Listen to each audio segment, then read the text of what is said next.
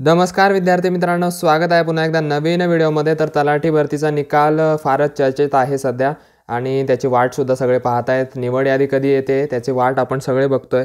तर त्या बाबतीतच एक नवीन प्रसिद्धीपत्रक रेव्हेन्यू डिपार्टमेंटने प्रसिद्ध केलेलं आहे तलाठी भरतीबाबत। तर आपण इथे ऑफिशियल वेबसाईटला बघू शकतोय की जे आपलं नॉर्मलायझेशन आहे, नॉर्मलायझेशन फार वादाचा विषय ठरतोय तलाठी भरतीमध्ये। त्याबाबतच एक प्रसिद्धीपत्रक त्यांनी जाहीर केलं आहे, नॉर्मलायझेशनबाबत प्रसिद्धीपत्रक। तर इथे आपण क्लिक करून ते प्रसिद्धीपत्रकात नेमकं काय म्हटलं आहे आणि काय दिलेलं आहे तेच आपण बघणार आहोत। त्यामुळे व्हिडिओ शेवटपर्यंत बघा आणि व्हिडिओला लाईक करायला देखील विसरू नका। तर चला बघूया नेमकं काय दिलं आहे प्रसिद्धीपत्रकामध्ये। तर प्रसिद्धीपत्रक डाउनलोड झालेलं आहे आणि तुम्ही बघू शकत आहात 15 जानेवारी म्हणजे आजचं हे प्रसिद्धीपत्रक असणार आहे। त्यामध्ये आपण बघतोय महसूल विभागातील गट क संवर्गातील तलाठी भरती 2023 बाबत गुणांचे सामान्यीकरण म्हणजेच नॉर्मलायझेशन प्रक्रियेबाबत। तर दिनांक 5 जानेवारी रोजी तलाठी भरती परीक्षेतील जिल्हानिहाय गुणवत्ता यादी नॉर्मलायझेशन स्कोअर प्रसिद्ध करण्यात आले।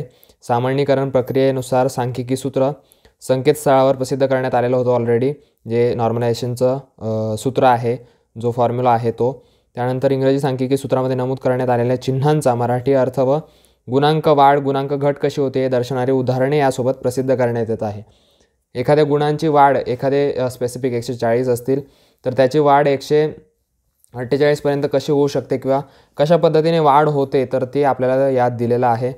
यामध्ये आपण बघू शकतो गुणांकन वाढ दर्शवणाऱ्या उदाहरणामध्ये अवघड सत्रातील सरासरीची माहिती MTI आणि MIQ घेण्यात आलेली आहे। त्यानंतर गुणांकन घट दर्शवणारे उदाहरण सोप्या सत्रातील सरासरीची माहिती घेण्यात आलेली आहे। म्हणजे घट होणारे आणि एखाद्या सत्रामध्ये वाढ होणारे गुण तर ते दोन्हीसुद्धा आपल्याला इथे दिलेले आहेत। आणि मूळ गुण आहे ते 120 समजण्यात आलेले आहे।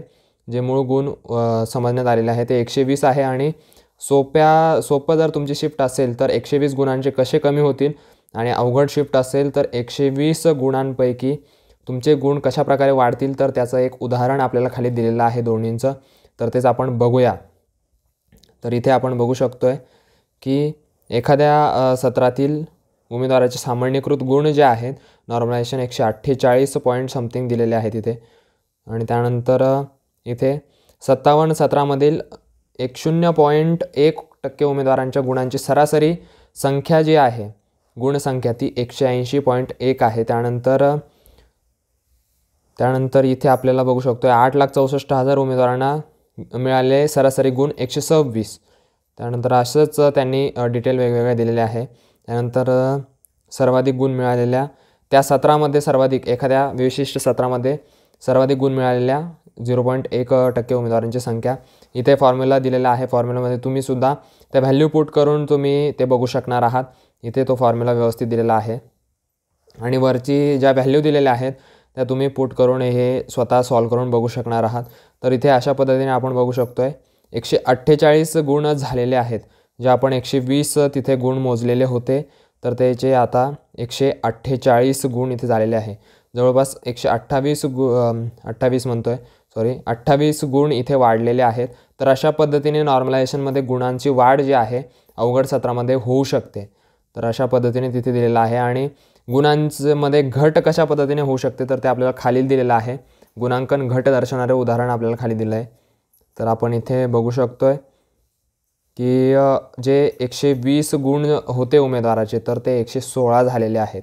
जवळपास 4 गुण कमी झालेले आहेत। तर अशा पद्धतीने गुणांची घट आणि वाढ कशा पद्धतीने होते ते इथे सांगितलेलं आहे।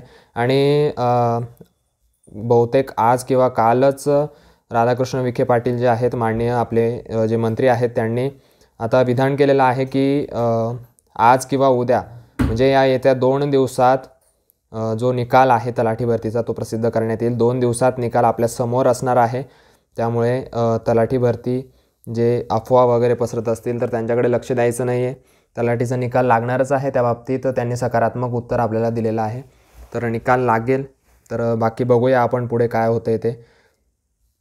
तर तुमचं काय मत आहे ते सुद्धा मला कमेंट सेक्शनमध्ये सांगा आणि नॉर्मलायझेशन प्रक्रियेमध्ये तुमचे गुण किती वाढलेले आहेत किंवा कमी झालेले आहेत ते सुद्धा कमेंट सेक्शनमध्ये सांगायला विसरू नका। तुमचा अंदाज काय सांगतोय, कधीपर्यंत निकाल लागेल आणि नक्की 2 दिवसात लागेल का, तर हे सुद्धा कमेंट सेक्शनमध्ये सांगायला विसरू नका।